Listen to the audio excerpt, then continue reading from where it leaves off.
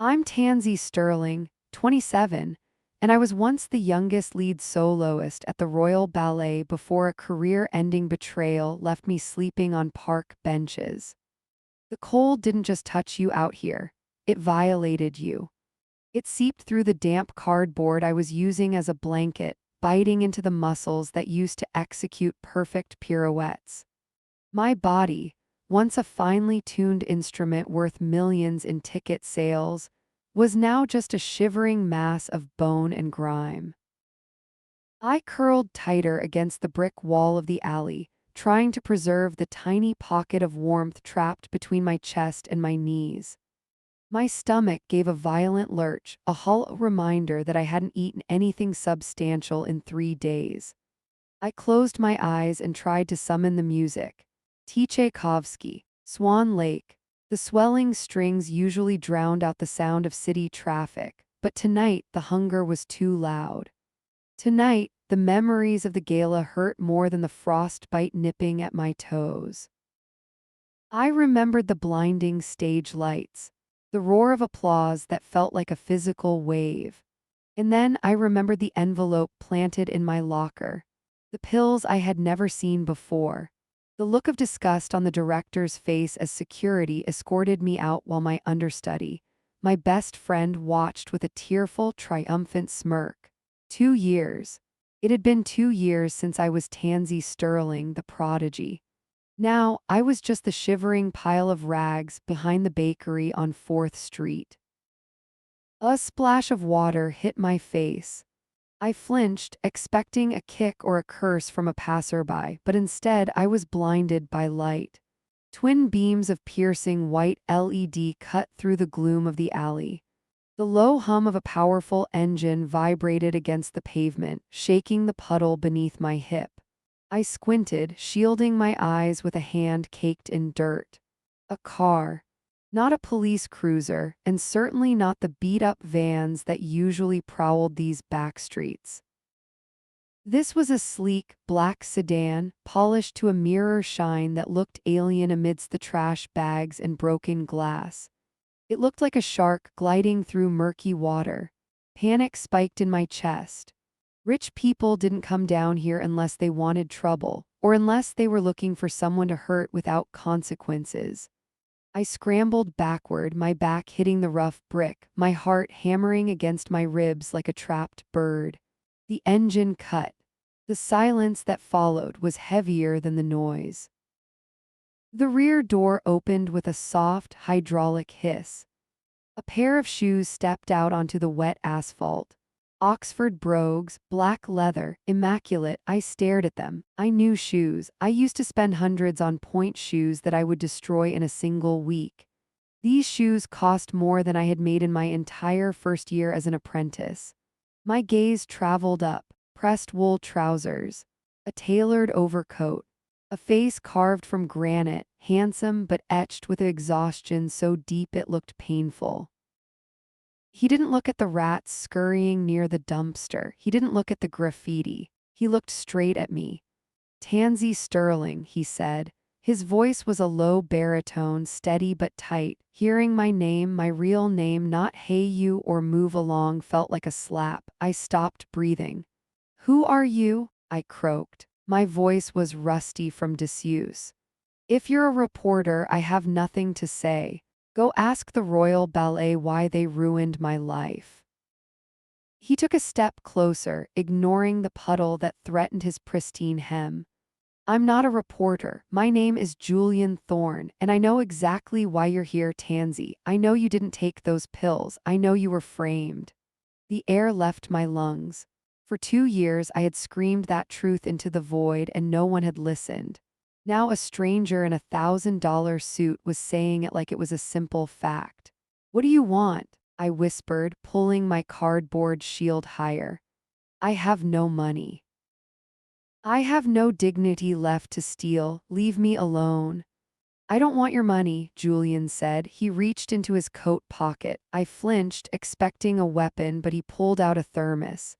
He unscrewed the cap and the scent of hot coffee and rich chocolate wafted toward me. It smelled like heaven. He held it out. I want your movement. I stared at the thermos, my mouth watering, but I didn't move. My movement, look at me, I can barely walk. I've seen the tapes, he said, his eyes intense, burning with a desperate kind of hope. I saw your Giselle in 2019. I saw the way you communicate without words, the way you make people feel things they didn't know they were capable of feeling.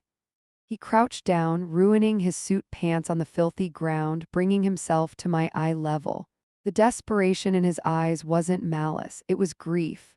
My daughter, he said, his voice cracking for the first time. Her name is Lily. She's 10 years old. 6 months ago, she was in an accident. Physically, she is healing, but mentally, she's gone. She doesn't speak, she doesn't move, she just stares. He took a breath, struggling to maintain his composure.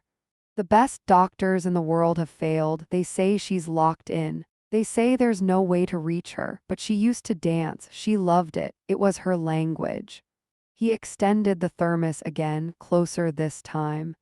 I need someone who speaks her language, Tansy. I need someone who understands what it's like to lose everything and still have music in their blood. I looked at his hand. It was trembling slightly. This powerful man, this CEO or whatever he was begging me. You have a choice, Julian said softly. You can stay here in this alley, freezing, holding onto a past that was stolen from you. Or you can get in this car. You can have a warm bed, hot food, and a chance to save a little girl who has forgotten how to breathe. My heart pounded. It sounded too good to be true. It sounded like a trap. But then I looked at my hands, filthy, cracked, shaking. I looked at the dark, wet opening of the alley. I thought about the winter coming. I wouldn't survive another January out here. And deeper than that, a spark ignited in the ashes of my soul. The idea that my dancing, the thing that had destroyed me, could be used to save someone. I reached out. My fingers, blackened with street grime, brushed against his clean hand as I took the thermos. The warmth of the metal container rushed through my skin, shocking my system. I'm not a miracle worker, I warned him, bringing the drink to my lips. Julian stood up, offering me his hand to help me rise. Neither am I, but right now you're the only hope I have left. I took his hand. I let him pull me up from the gutter. And as I stepped toward the open door of the black sedan, leaving my cardboard box behind in the rain, I knew my life had just changed in a heartbeat. I just didn't know if I was walking toward salvation or a different kind of hell. The leather of the passenger seat was so soft it felt like a second skin. A stark, humiliating contrast to the filth-encrusted denim clinging to my legs. I sat rigid, afraid to move, afraid that if I shifted my weight I would leave a permanent stain on this pristine world. Julian Vane drove in silence, his knuckles white against the steering wheel, the city lights blurring into streaks of neon rain against the window. I stared at my reflection in the glass, hollow cheeks, matted hair, eyes that looked like they had seen too much and nothing at all. I didn't recognize the woman staring back at me. We left the city behind, winding up a coastal road where the darkness felt thicker, heavier. When the gates opened, revealing the house, my breath hitched in my throat. It wasn't a home. It was a fortress of glass and steel, jutting out over the cliffs like a jagged shard of ice. It was beautiful in a terrifying way, cold and imposing, stripping away any illusion of warmth before we even stepped inside. "We're here," Julian said, his voice tight. The car stopped. The silence of the engine cutting out was deafening. I stepped out into the crisp ocean air, my torn sneakers making a wet, squelching sound on the paved driveway. I hugged my thin arms around my chest, shivering not just from the cold, but from the overwhelming sense that I was walking into a mausoleum. Julian led me to the massive front doors. They swung open without a sound, revealing a foyer that could have swallowed my entire childhood apartment. The floors were polished concrete, the walls vast expanses of white. There was no furniture, no clutter, no signs of life, just space. Empty, echoing space. It's quiet, I whispered, the words slipping out before I could stop them. It has to be, Julian replied, not looking at me. Noise triggers her, or we think it does. The doctors aren't sure. We just keep it quiet to be safe. He led me down a long, sterile corridor. The silence here wasn't peaceful. It was a physical weight pressing against my eardrums, suffocating the air. It felt like the holding breath before a scream. I could hear the blood rushing in my own ears, a roaring ocean compared to the stillness of this house. We stopped outside a set of double doors. Julian hesitated, his hand hovering over the handle.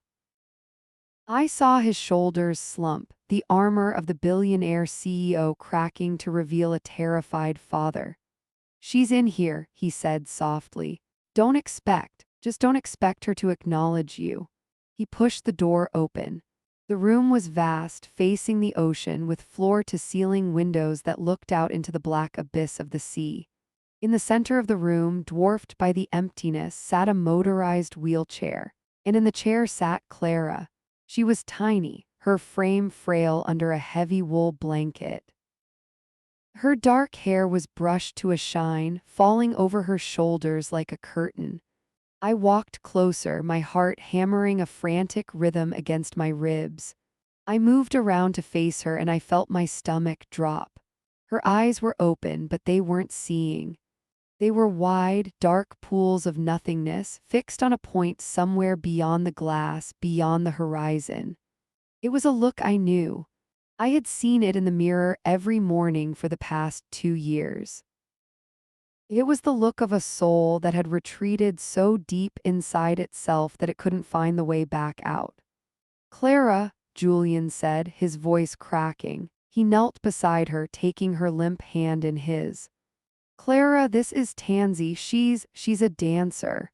Nothing, not a blink, not a shift in her breathing. She was a statue made of flesh and bone. The trauma severed the connection, Julian explained, standing up and running a hand through his hair. He sounded exhausted, reciting a script he had clearly heard a dozen times. The doctors call it a psychogenic block. Her body works technically. Her nerves are intact, but she's frozen. She hasn't moved a muscle voluntarily in 6 months. They say she's permanently locked in. I looked at her. I really looked at her. I saw the tension in her jaw, the slight rigidity in her neck. This wasn't just paralysis. This was a scream trapped in a bottle. Can I get closer? I asked. Julian nodded, stepping back into the shadows. I crouched down, ignoring the pain in my stiff knees. I smelled the faint scent of lavender soap on her skin, clean, clinical. I didn't touch her. I just breathed with her. I matched my inhale to hers, trying to find the rhythm of her existence. In, out, it was slow, too slow. They're wrong, I whispered, mostly to myself. What? Julian asked, stepping forward. The doctors, I said, my eyes locked on Clara's hands resting on the blanket. They're wrong, Tansy, the specialists at Hopkins said. Look, I commanded, pointing a dirty finger at her left hand. Julian squinted. I don't see anything. Wait for it. I had spent my life counting beats. I knew how to find a tempo in the chaos. I watched her index finger. 1, 2, 3 twitch. It was microscopic. If you weren't looking for it, you'd miss it. A tiny spasm of the muscle. 1, 2, 3 twitch. It's a spasm, Julian said, his voice heavy with disappointment. It happens sometimes. No, I said, shaking my head, my pulse beginning to race. Spasms are random. Spasms are chaotic. That, I pointed again as her ring finger curled slightly, just a millimeter. That is a time signature. Twitch, pause, twitch, twitch, my breath caught in my throat. It wasn't just a beat, it was a sequence. Da-da-da, da-da-da. It was a waltz. A perfect, 3/4 time waltz beat vibrating through the muscles of a girl who was supposed to be a vegetable. I looked up at Julian, and for the first time in 2 years, I felt a surge of pure electric adrenaline. She's not locked in, Julian. She's dancing. She's dancing inside her head, and she's trying to keep time. I reached out and hovered my hand over hers. The heat radiating from her skin was intense. I started to hum. Low, raspy, a broken melody from the Nutcracker, the waltz of the flower. Da da da do do da. At the sound of my voice, Clara's eyes didn't move. Her face didn't change. But under the blanket, her finger came down hard against her thigh. Tap. It was deliberate. It was an answer. I looked at Julian. He was frozen, his mouth slightly open, tears welling in his eyes as he stared at his daughter's hand. She's in there, I said, my voice trembling with the magnitude of what I had just found. And she's waiting for a partner. I'm Tansy, 26 years old, and until yesterday my biggest ambition was finding a cardboard box that didn't leak. But now I hold the fate of a billionaire's daughter in my calloused hands. The morning sun hit the glass walls of the fortress with a blinding glare, illuminating the stack of glossy binders the lead specialist had dumped into my arms. They were heavy, filled with charts, diagrams, and proven methodologies for rehabilitating trauma patients. I looked down at the laminated cover, Standard Protocols for Psychogenic Immobility, a clinical approach. You need to familiarize yourself with her range of motion limitations, the doctor said, his nose wrinkling slightly as he stood downwind of me. Even scrubbed clean and dressed in the expensive black yoga gear Julian had provided, I knew I still smelled like the street to him. I smelled like failure. I looked at the binder. Then I looked through the glass doors where Clara sat in her wheelchair, staring at the ocean, trapped in that terrible, silent waltz I had discovered the night before. She doesn't need a protocol, I said, my voice raspy from disuse. She needs a partner. I walked over to the sleek, modern trash can in the corner of the hallway and dropped the heavy manuals inside. The thud they made was the most satisfying sound I'd heard in years. The doctor sputtered, his face turning a blotchy red, but I didn't wait for his lecture. I pushed open the glass doors and stepped into the lion's den. The air conditioning in Clara's room was set to a temperature that felt like a meat locker. It was sterile, scentless, and oppressive. Julian was standing in the far corner, watching me with a desperate, terrifying hope that made my stomach churn. I didn't look at him. I couldn't. If I acknowledged the stakes, I would freeze. I walked to the center of the room, directly in Clara's line of sight. I sat on the floor and untied the pristine white sneakers I'd been given. I peeled off the socks. My feet were ugly, scarred, battered, with a map of blue veins and healed fractures from years of abuse on concrete. I stood up. My bare soles slapped against the cold marble floor. The shock of the cold traveled up my shins, waking up nerves that had been numb for months. "Watch me," I whispered. I didn't turn on the sound system. I didn't ask for a beat. I closed my eyes and listened to the room. I heard the low hum of the motorized wheelchair. I heard the distant crash of the waves against the cliffs below. And underneath it all, I heard the jagged, shallow rhythm of Clara's breathing. In, out, in, out. It was a broken rhythm, a panic rhythm. I dropped into a deep second position, my knees cracking audibly. Pain shot through my hips, sharp, hot, and familiar. I welcomed it. Pain meant I was alive. I began to move. I didn't dance pretty. I didn't dance the way I used to on the stage at Lincoln Center with grace and effortless lines. I danced the way I had learned to survive in the alleyways. I threw my body weight against the empty air, twisting my torso with a violence that mimicked the turmoil inside her head. I stomped my heel down, the sound echoing like a gunshot in the silent room. Slap, drag, turn, I spun toward her. For the first time since I arrived, Clara's eyes snapped toward me. They didn't drift.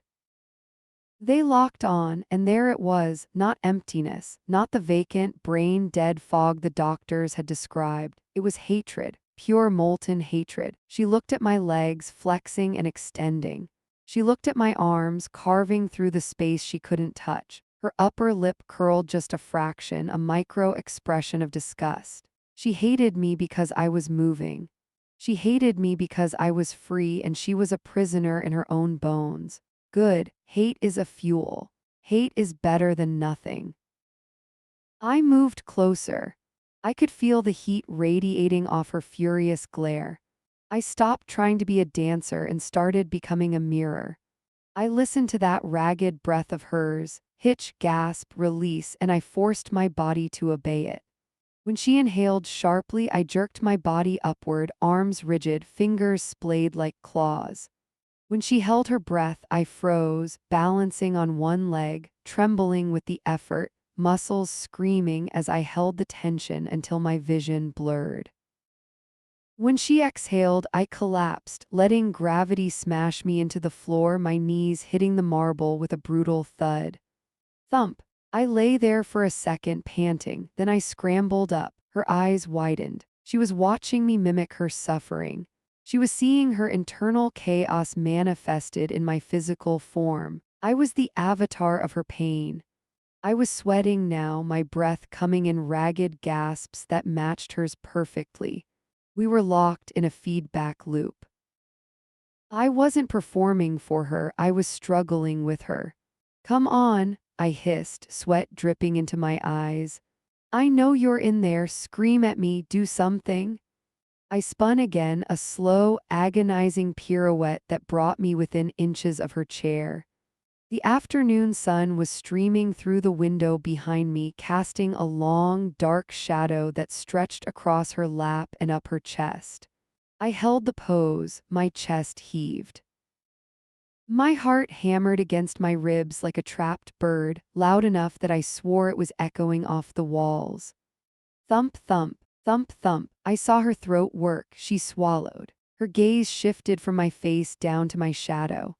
The dark silhouette of my hand was resting right over her heart. The room went deathly still. Julian stepped forward from the corner, his breath catching, but I held up a hand to stop him. Clara's right hand, the one that had been curled like a dead leaf on her armrest, twitched. The hatred in her eyes flickered, replaced by something else.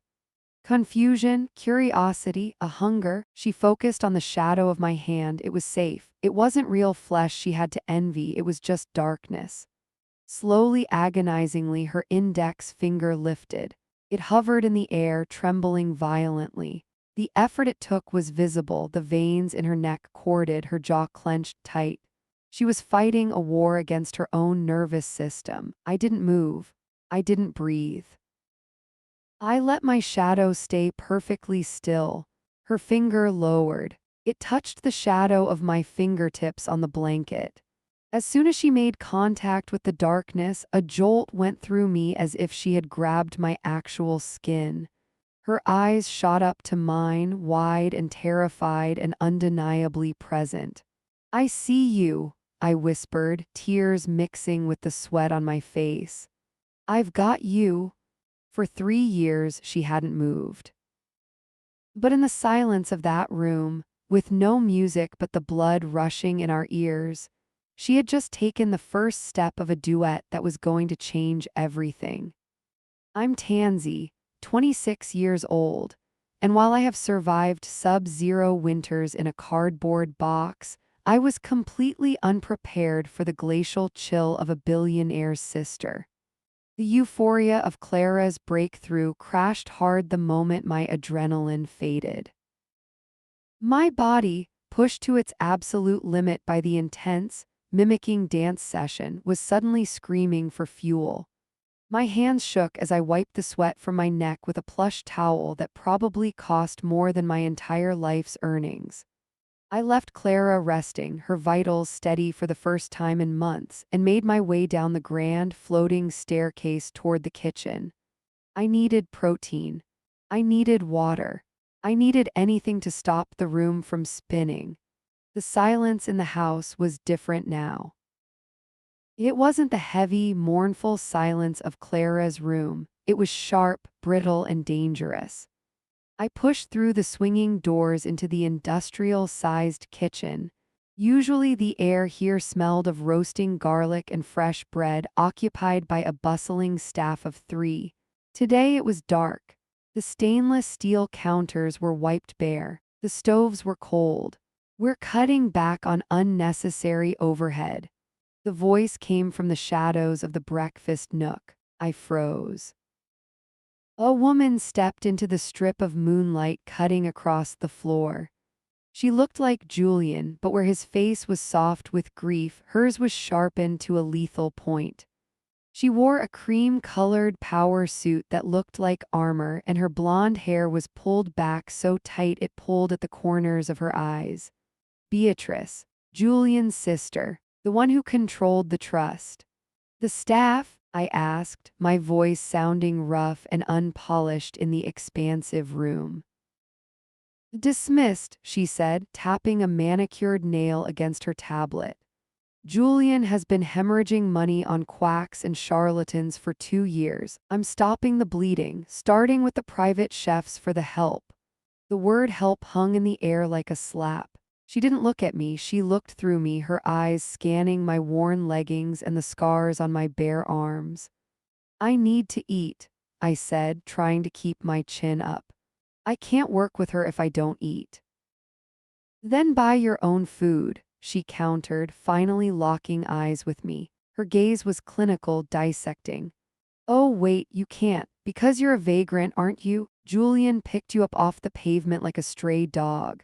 My stomach clenched, not from hunger this time, but from the old, familiar sting of shame. I felt the phantom grit of the sidewalk on my skin. "I'm helping her," I said, my voice hardening. "She moved today, she touched my shadow." Beatrice laughed. It was a dry, hollow sound. "She had a muscle spasm, you delusional little grifter. You're giving my brother false hope so you can sleep in a warm bed. It's cruel, and it's disgusting." She took a step closer, invading my personal space. She smelled of expensive vanilla and aggression. "I know what you are, you're a parasite. You'll drain him dry and leave when the money runs out. I've seen the security footage. You're not a therapist. You're a street rat flailing around in a mansion." I wanted to scream. I wanted to tell her about the rhythm, the waltz, the hatred in Clara's eyes that proved she was alive. But before I could speak, the kitchen doors swung open. Julian walked in, looking exhausted, his tie loosened. "Beatrice?" he asked, blinking in the dim light. "Where is everyone? I wanted to ask Chef Alawi for." "I let them go, Julian," Beatrice said, her voice instantly transforming. The jagged edge vanished, replaced by a soothing, poisonous concern. She walked over and placed a hand on his arm. "We have to be realistic. The medical bills are astronomical, and with the board meeting coming up, we can't afford a full staff just to feed your guest." She glanced at me, her eyes pleading with him to see what she saw, the dirt, the desperation, the wrongness of my presence. "She's hungry, Beatrice," Julian said, but his voice was weak. He looked at me, and for a second I saw it. I saw the doubt she had planted.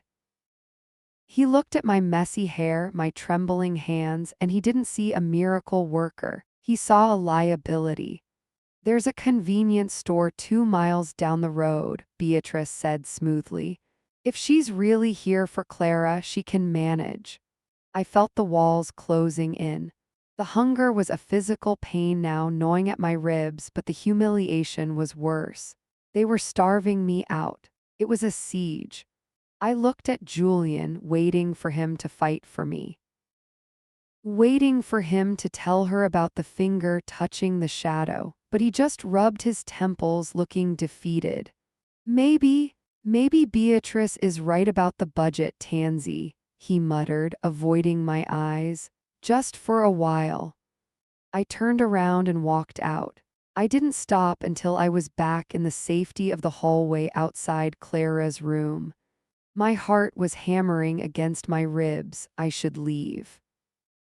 I should grab my bag, steal a loaf of bread, and disappear back into the city where the enemies were honest about wanting to hurt you. I didn't need this. I didn't need to be looked at like I was a disease. I put my hand on the doorknob, ready to say goodbye. I pushed the door open quietly. The room was dark, lit only by the blinking monitors. I walked over to the bed. Clara was still there, trapped in her silence. "Your aunt thinks I'm trash," I whispered into the darkness. "Your dad thinks I'm a mistake." I looked down at her feet, sticking out from the bottom of the thermal blanket. And then I saw it. It wasn't a spasm, it wasn't a reflex. Her big toe on her left foot curled. It held the flex for 3 seconds, 1, 2, 3, and then released. Then she did it again. Flex, hold, release. She was practicing. While I was downstairs getting gutted by Beatrice, Clara was up here alone, fighting a war against her own paralysis, trying to master the movement I had shown her. She was working. She was trying to be ready for me. The hunger in my stomach vanished, replaced by a fire that burned hot and clean. Let Beatrice lock the fridge. Let her poison Julian's mind. Let them treat me like the rat they think I am. Rats are survivors. I pulled a chair up to the side of the bed and sat down. "Okay," I whispered, watching her toe curl again. "I'm not going anywhere.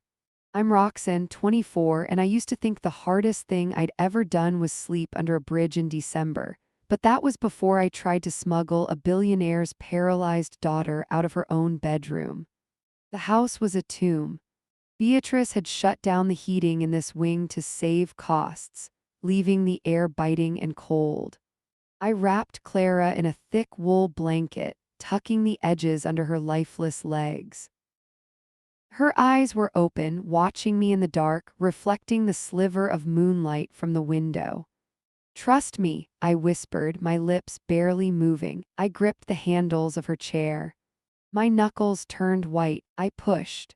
The wheels hissed over the Persian rug. Every creak of the floorboards sounded like a gunshot. I paused at the top of the stairs, listening for the click of Beatrice's heels or the rustle of Julian's insomnia, but there was only silence. We took the service elevator down. The metal box smelled of lemon polish and old fear. When the doors slid open, I wheeled her into the ballroom. It was vast, a cavern of shadows and dust sheets covering the furniture like ghosts. This was forbidden territory. The doctors said she needed bed rest. Beatrice said she needed isolation. I said she needed to feel the floor.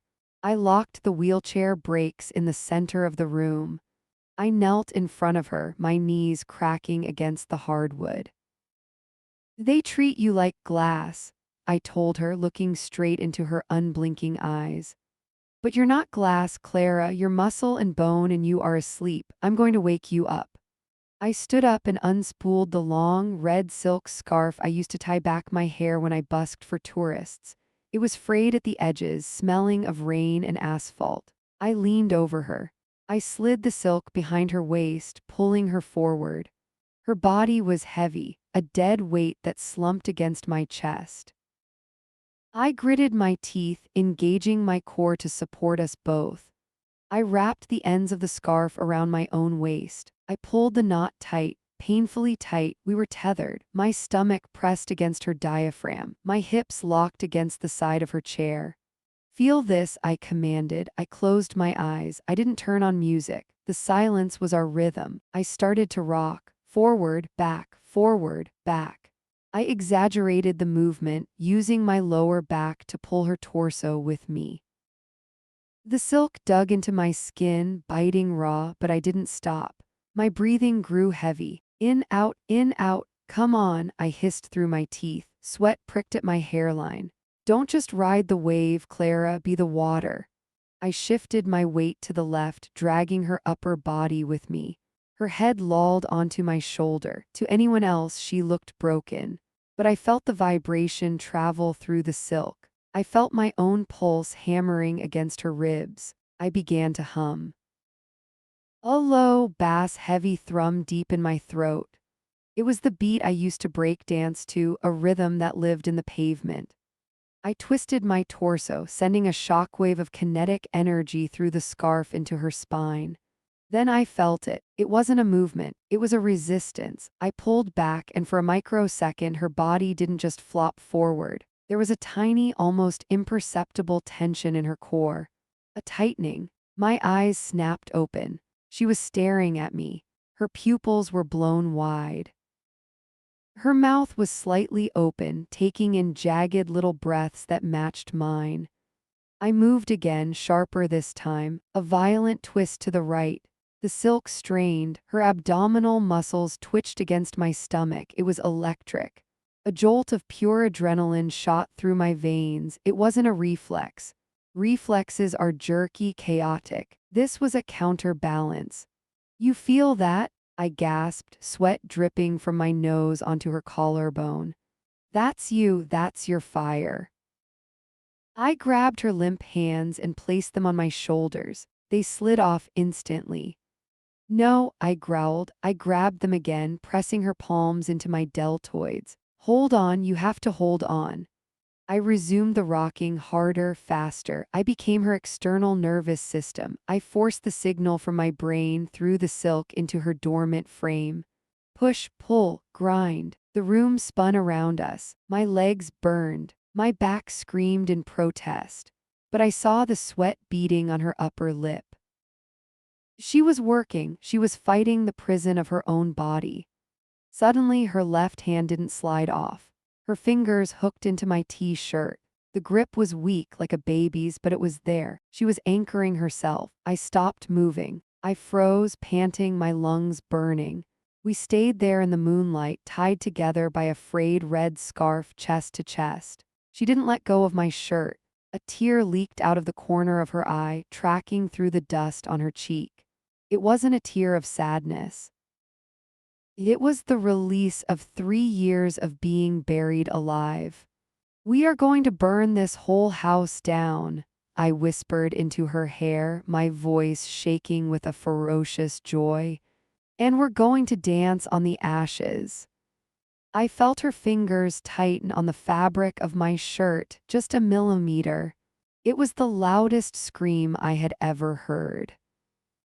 I'm Roxanne, 24, and I used to think the coldest thing in the world was the wind off the river in February. But that was before I felt the steel of handcuffs biting into my wrists in a billionaire's foyer. The high of the ballroom had evaporated instantly. The sweat was still cooling on my skin, sticky and triumphant, when the library doors slammed open. Beatrice didn't walk in, she invaded. She wasn't alone. 2 police officers, their faces grim and bored, flanked her like stone gargoyles. Julian trailed behind them, looking like a man walking to his own execution. His face was gray. He wouldn't meet my eyes. That's her, Beatrice said. Her voice was steady, practiced. She pointed a manicured finger right at my chest. The drifter my brother allowed into our home. I stepped back, bumping into the side of my wheelchair. What is this? Don't play dumb, Beatrice snapped. She turned to the officers. She's been packing her bag all morning. I saw her lurking near the master's suite. My backpack was sitting on the hallway bench. It was a pathetic, threadbare thing stained with city grit and grease. It looked like garbage against the pristine marble walls. One of the officers stepped forward. He didn't ask permission. He grabbed the strap of my bag and upended it.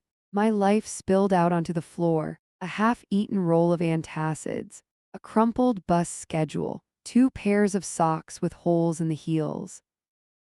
My busking tin.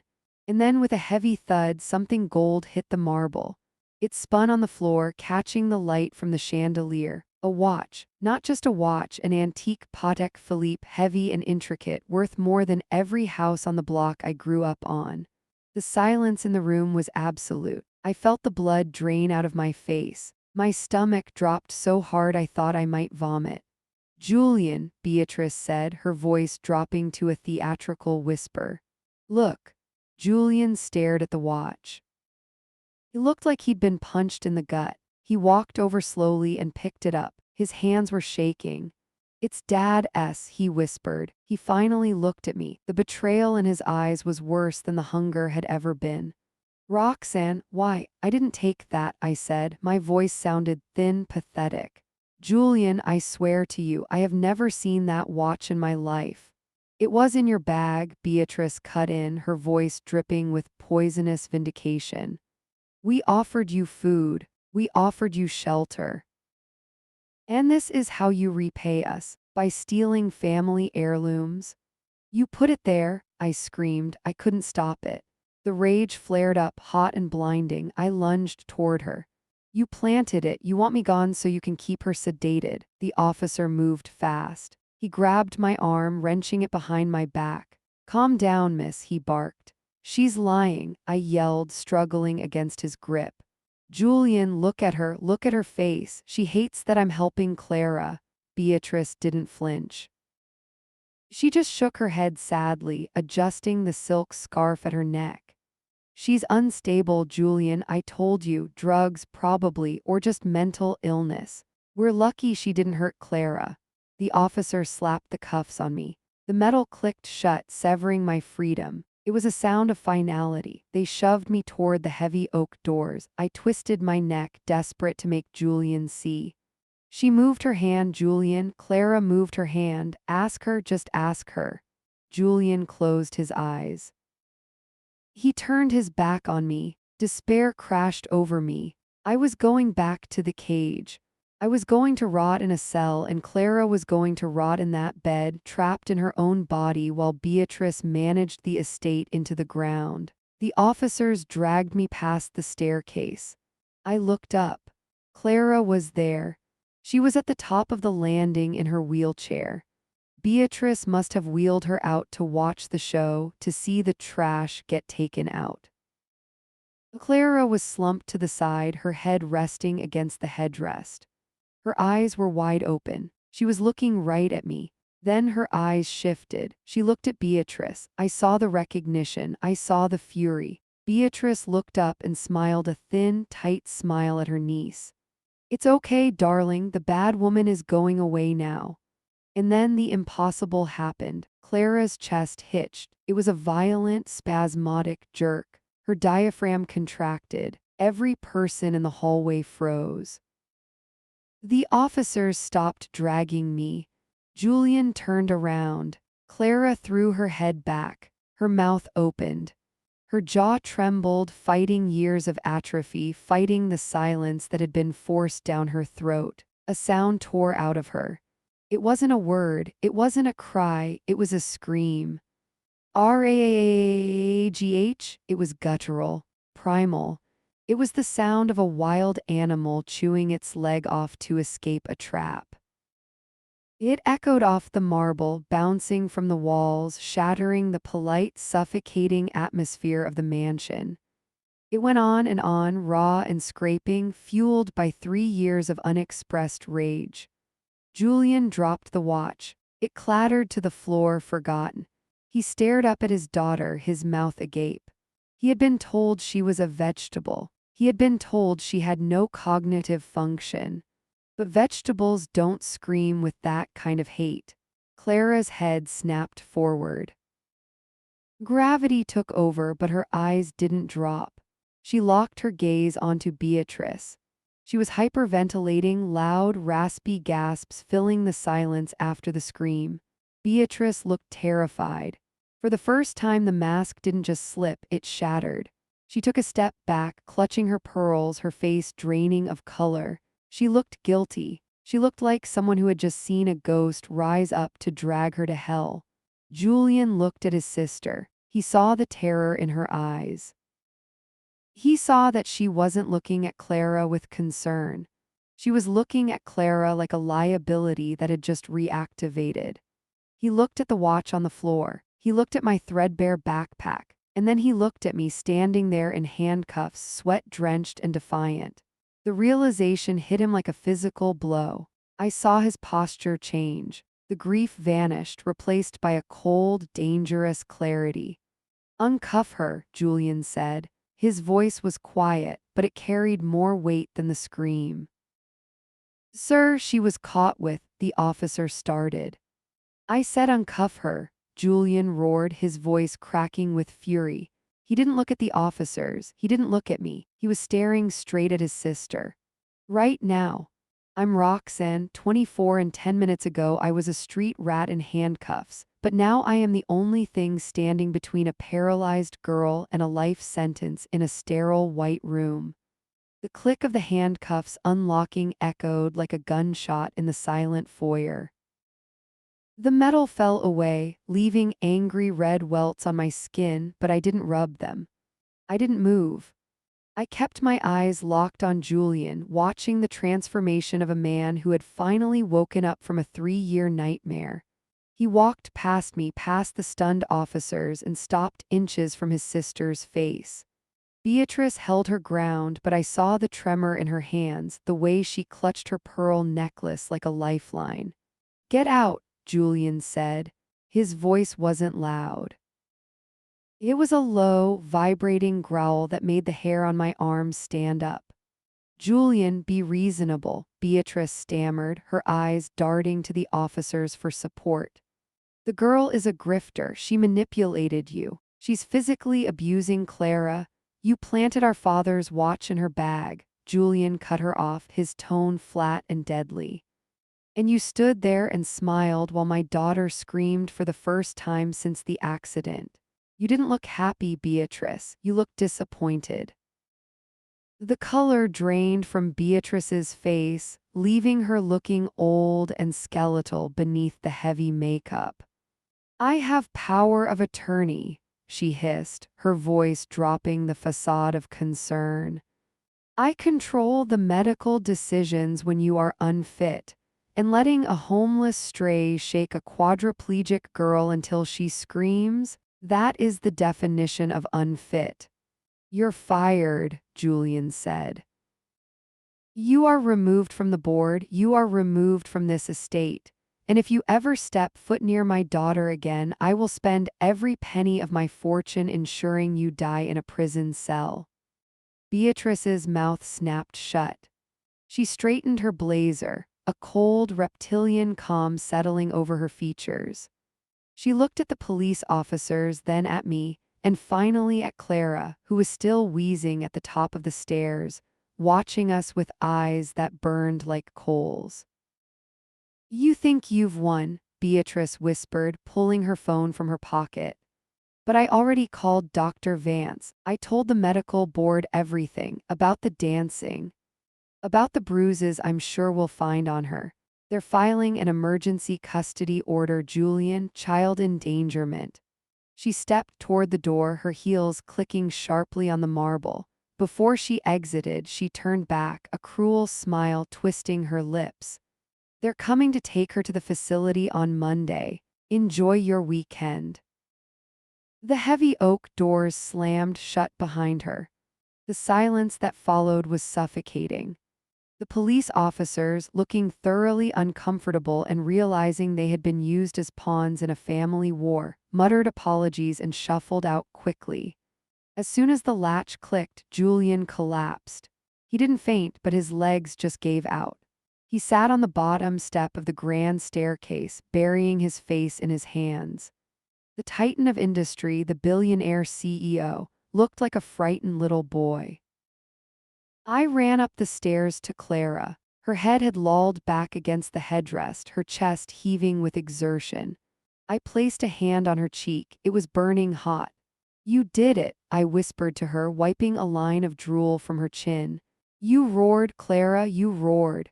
Her eyes flickered to mine. She was exhausted, her energy spent on that one massive scream, but the intelligence was there. She was present.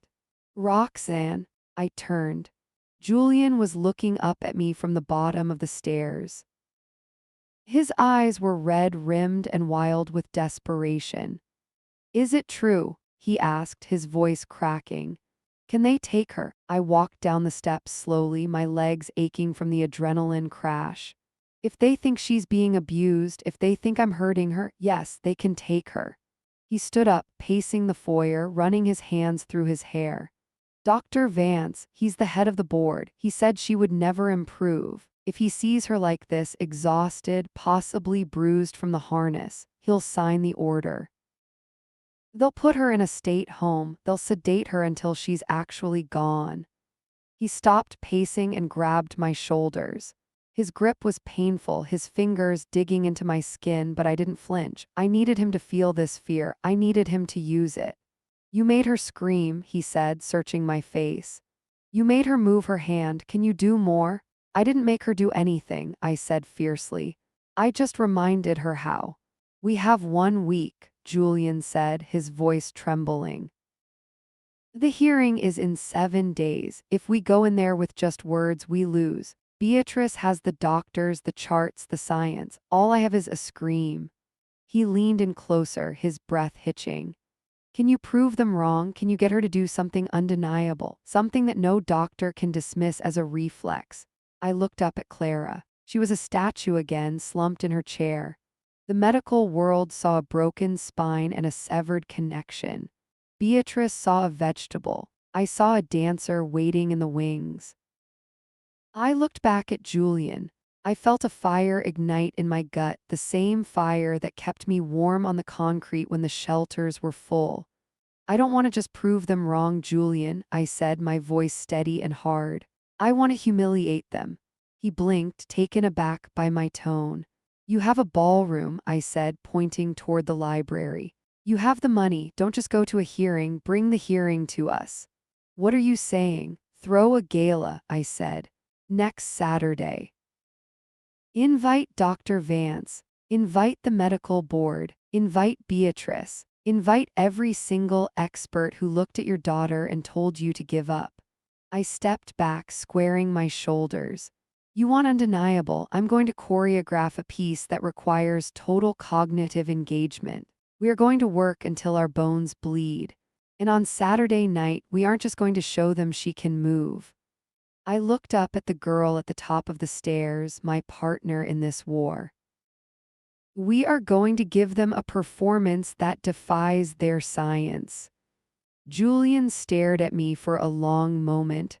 Then, slowly, the despair in his eyes hardened into resolve. He pulled his phone out. I'll make the calls, he said.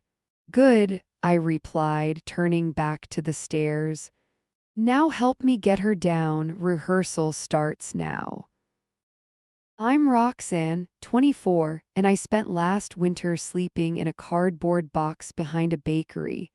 But tonight I am wearing $5,000 of silk to fight a war against modern medicine. The ballroom smelled of expensive perfume and rot.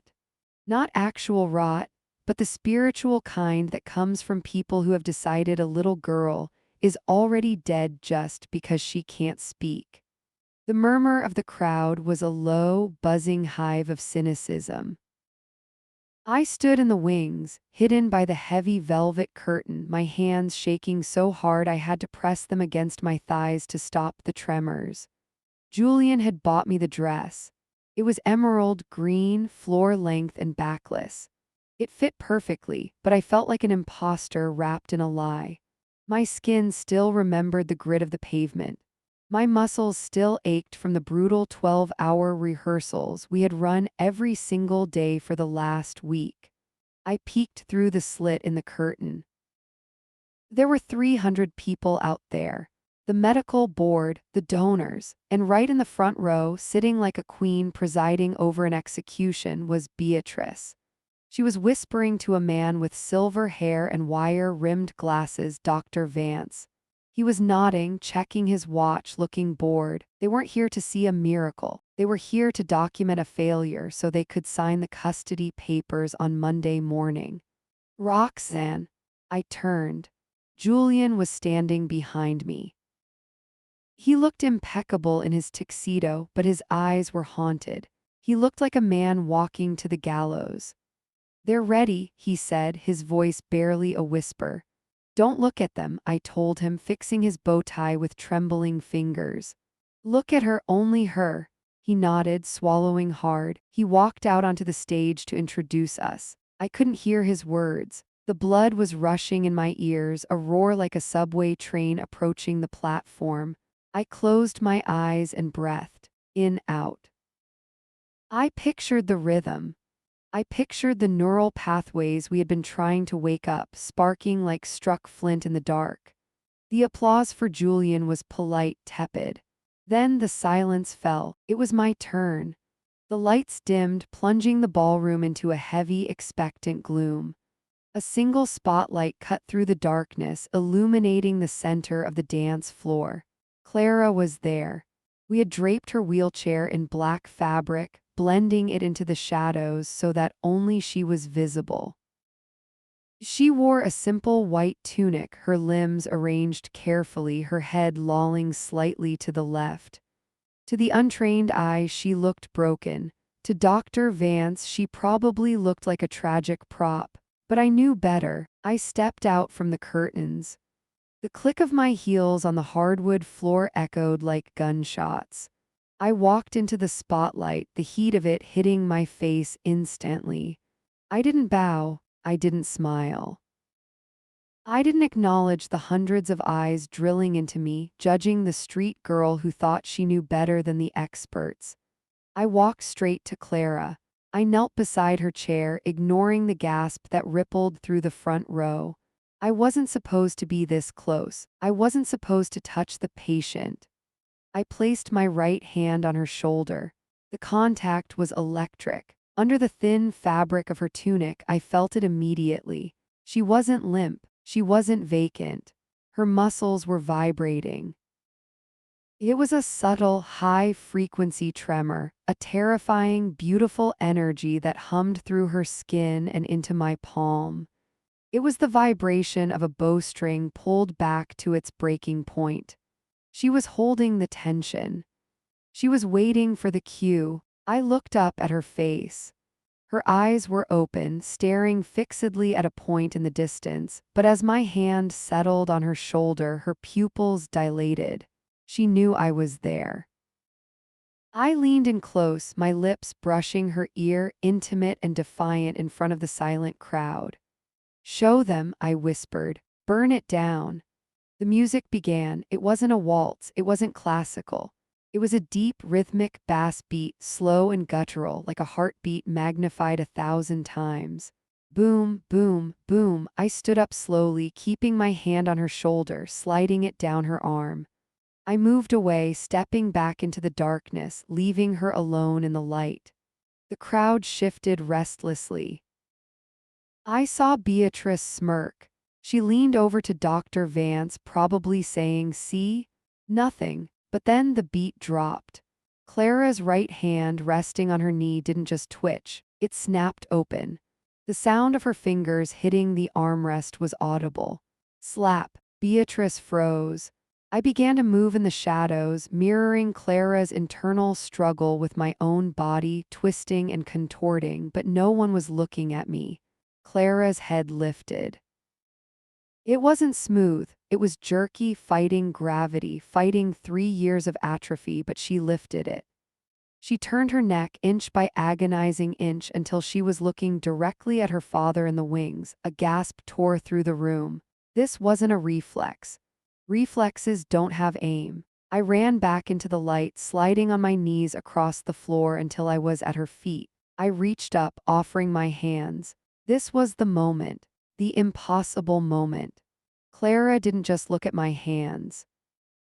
She leaned forward. Her core muscles, the ones the charts said were useless, engaged. She tipped her upper body away from the safety of the headrest. She fell forward, controlled, terrifying gravity. She caught my hands. She gripped them.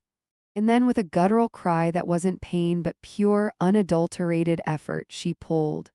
She didn't stand, that was impossible, but she pulled herself upright, arching her back, lifting her chest to the ceiling in a pose of absolute, defiant triumph. The silence in the room shattered. I heard a glass break. I heard a chair scrape back. I looked past Clara's straining arms straight into the front row. Dr. Vance was standing up, his mouth was open. His cynical mask was gone, replaced by the shock of a man watching the laws of physics break in front of his eyes. But I didn't care about him. I looked at Beatrice. She wasn't looking at Clara. She was looking at me. And for the first time since I met her, she looked truly afraid. I squeezed Clara's hands, feeling her squeeze back with surprising strength, anchoring us both in the eye of the storm. "Hold it," I hissed through my teeth, sweat stinging my eyes. "Make them look at you." I'm Roxanne, 24, and I used to dance for spare change on frozen subway platforms, but tonight I am holding the weight of $1 billion legacy in my sweating palms. The heavy, synthesized bass faded out, leaving a hollow silence that lasted exactly one heartbeat. Then the cello cut in. It wasn't a soft, melodic sound.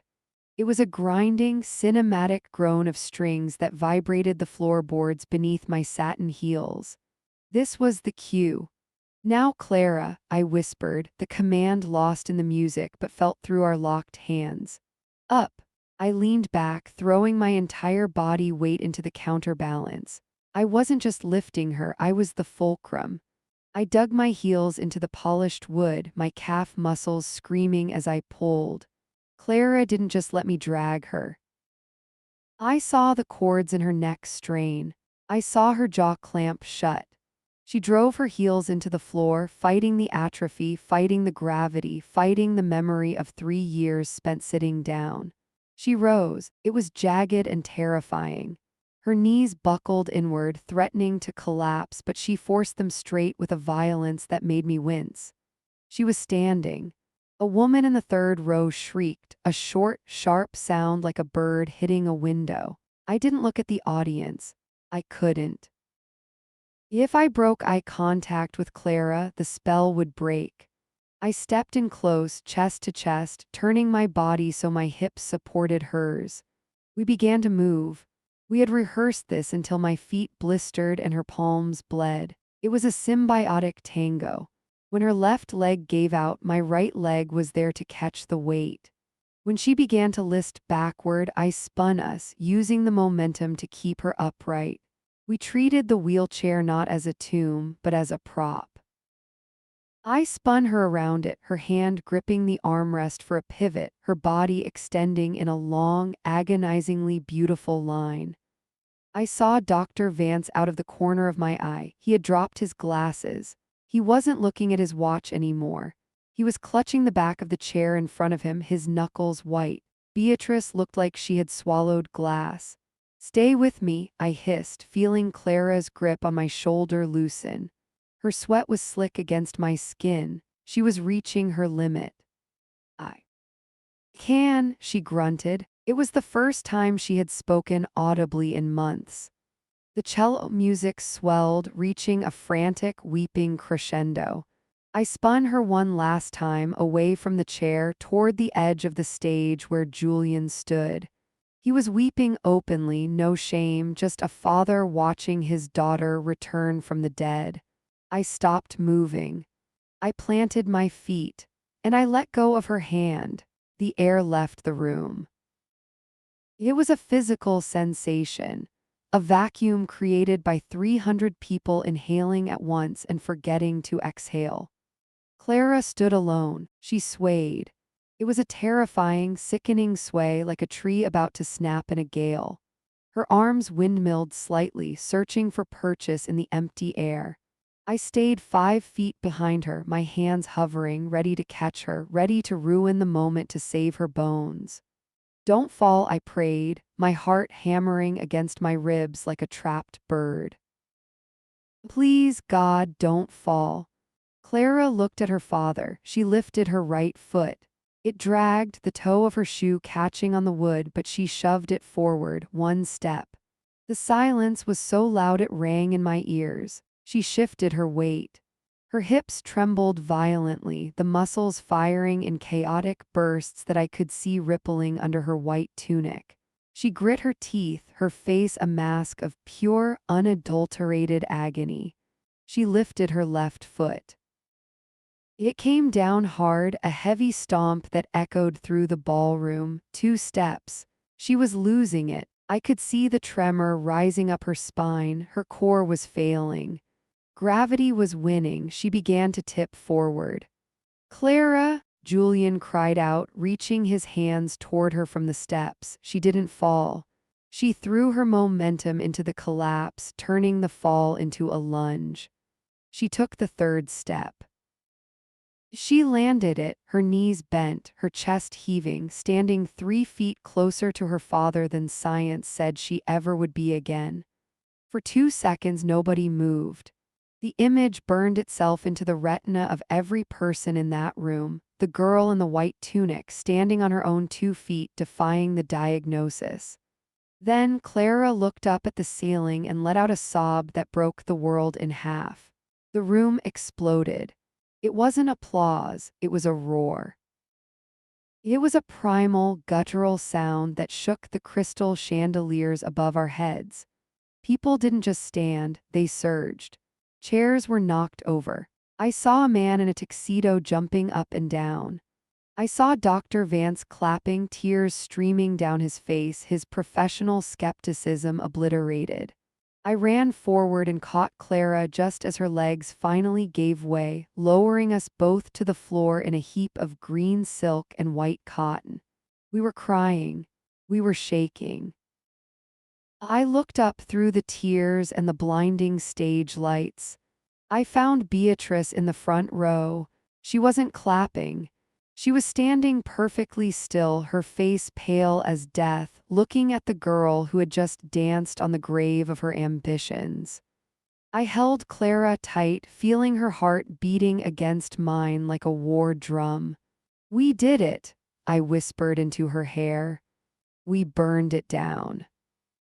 I'm Roxanne, 24. And for the last 5 years my address was a backpack and whatever dry corner of concrete I could find. But tonight I am standing in the center of a tuxedo-clad hurricane that I created with nothing but grit and a beat. The roar didn't stop. It washed over us like a physical tide, vibrating the floorboards beneath my bruised knees. I was still on the ground, my arms wrapped around Clara, her sweat mingling with mine in a sticky, desperate embrace. Julian hit the floor a second later. He didn't kneel gracefully. He collapsed. The CEO of a billion-dollar empire, a man who moved mountains with a signature, fell to his knees in his $5,000 suit and buried his face in his daughter's neck. "Clara," he choked out, the name tearing out of his throat. "Clara, my God." Clara couldn't speak. She was gasping for air, her chest heaving against my ribs, but she was laughing. It was a wet, broken, hysterical sound, but it was the most beautiful music I had ever heard. I tried to pull away to give them their moment. I was just the street rat who pushed too hard. I didn't belong in this circle of family grief and relief.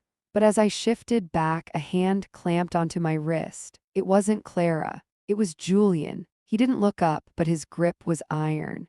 He wasn't letting me leave. He was anchoring me to them. Flashbulbs popped in a blinding stroboscope, turning the world into a series of jagged white explosions. "Back!" I heard a voice bellow. "Give them room!" Dr. Vance was suddenly there, shoving a photographer aside with a violence that shocked me. He dropped down beside us, his face flushed, his glasses askew. He didn't look at Julian. He reached for Clara's legs. His hands were trembling. I watched him run a thumb along her shin, testing the muscle tone, feeling the residual firing of nerves that were supposed to be dead. Clara flinched. Vance froze. He looked up, his eyes meeting mine. "She felt that," he whispered. It wasn't a question, it was a terrifying realization. "She felt everything," I said, my voice raspy and raw. "Every step, every blister, she felt it all." Vance sat back on his heels, looking like a man who had just seen a ghost. This is a neurological impossibility. The lesion was complete. The scans were definitive. "The scans took a picture of her spine," I said, wiping a streak of mascara from my cheek. They didn't take a picture of her will. I looked up past the blinding lights, searching the wings of the stage. I needed to see her. I needed to know she saw this. Beatrice was standing by the velvet curtain. She looked small. The imposing, terrifying stepmother who had threatened to have me arrested, who had called me filth, who had tried to medicate Clara into a vegetable, she was shrinking. She met my gaze. I didn't smile. I didn't gloat. I just stared at her with the cold, hard intensity I had learned sleeping in alleyways where eye contact was a weapon. I won, my eyes said. We won. Beatrice swallowed hard. Her hand went to her throat, clutching her pearls. She looked at Julian, weeping over his daughter, and she realized what I already knew. She no longer existed in this room. She turned on her heel and walked into the shadows. She didn't look back. The next hour was a blur of paramedics, security guards, and weeping socialites trying to touch the hem of Clara's dress like she was a saint. We ended up in the green room, away from the madness. Clara was lying on a plush velvet sofa, ice packs on her knees, drinking Gatorade out of a champagne flask. She looked exhausted, pale, and utterly radiant. I sat in the corner, nursing a bottle of water, my adrenaline crashing hard. My hands were shaking. I looked down at my feet. The satin shoes were ruined, stained with sweat and scuffs. The door opened. Julian walked in. He looked different. The tightness around his eyes, the perpetual stress line between his brows, it was gone. He looked 10 years younger. He walked straight to me. I started to stand up, instinct telling me to show respect to the man who signed the checks, but he waved me down. He pulled a chair over and sat directly in front of me, leaning forward, elbows on his knees. Dr. Vance is outside giving a statement to the press, Julian said quietly. He's using words like unprecedented and medical marvel. He wants to study her. He wants to know how you did it. I shrugged, feeling the weight of the night pressing on my shoulders. I just didn't let her quit. That's not medicine. No, Julian said intensely. It's not, it's something else. He reached into his jacket pocket. I flinched, expecting a check. The payoff. The thanks for fixing my kid, here's enough money to go away moment. He pulled out a folded piece of heavy paper. It was a blueprint. He unfolded it on his knees. It showed a building. A massive glass-fronted studio with ramps, harnesses, and open floors. I bought the old warehouse on 4th Street last week, he said. I was going to turn it into storage for the company, but I changed my mind about 10 minutes ago. I looked at the drawing, then at him. What is it? The Sterling Vance Center for Kinetic Rehabilitation, Julian said. He pointed to the name on the header. Sterling, that's you. My breath hitched. I don't have a degree, Julian. I'm a street dancer. I have a GED and a criminal record for trespassing. I don't care, he said. Vance will provide the doctors, he'll bring the science, you bring the fire, you run the program, you teach the ones the doctors gave up on, you teach them to dance. I stared at him. The room went silent. And, he added, his voice softening, the carriage house on the estate is empty. It has a studio, it's yours, permanently, no rent, no strings, just stay. Clara needs you, I think we both do. I looked over at Clara on the sofa. She lifted her Gatorade glass in a toast, a tired grin on her face. I looked down at my hands. These hands had dug through dumpsters, they had fought off drunks, they had scraped for every inch of existence I had ever claimed. I thought about the cold subway grates, I thought about the invisibility. I'm not invisible anymore, I whispered to myself. What? Julian asked. I looked him in the eye. I said yes, I'll do it. Julian smiled, and for the first time it reached his eyes. He stood up and offered me his hand. I took it. His grip was warm. I walked over to the window and looked out at the city's skyline. Somewhere out there in the maze of concrete and shadows, there were other kids like me. Other girls dancing in the dark, waiting for a beat, waiting for a chance. I wasn't going to save them all, but I was going to leave the light on. The street didn't break me. It carved me. It stripped away everything that wasn't essential until I was nothing but bone and rhythm. I turned back to the room, to the broken girl who walked and the father who learned to see. I am Tansy Sterling, I am a dancer, and I am finally home.